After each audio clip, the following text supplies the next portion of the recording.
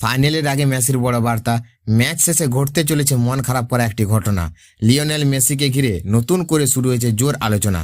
FIFA বিশ্বকাপ ফাইনালের আগে আর্জেন্টিনার অধিনায়ককে একটি আবেগঘন বার্তা ফুটবল প্রেমীদের মনে বড় প্রশ্ন তুলে দিচ্ছে।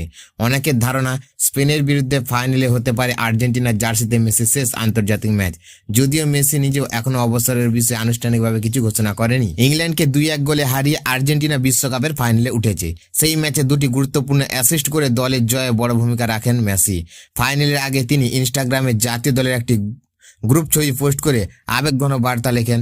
সেখানে তিনি বলেন, এই যাত্রা সবচেয়ে সুন্দর বিষয় শুধু শিরোপা নয়, বরং পুরো পথ চলা, সতীর্থদের সঙ্গে কাটানো প্রতিটা মুহূর্ত, কঠিন সময়ে একসঙ্গে লড়াই করা এবং একটি পরিবারের মতো এগিয়ে চলা। মেসি আরো লেখেন, আগামীকাল যাই ঘটুক না কেন, এই দল ইতিমধ্যে এমন একটি ইতিহাস গড়েছে যা কোনোদিনও মুছে যাবে না।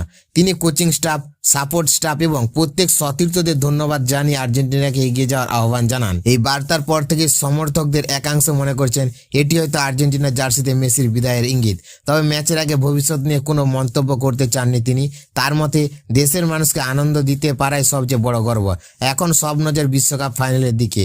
সত্যি কি এটা হবে লিওনেল মেসির শেষ আন্তর্জাতিক ম্যাচ, নাকি বিশ্বকাপ জয়ের পর তিনি জাতীয় দলের হয়ে খেলা চালিয়ে যাবেন?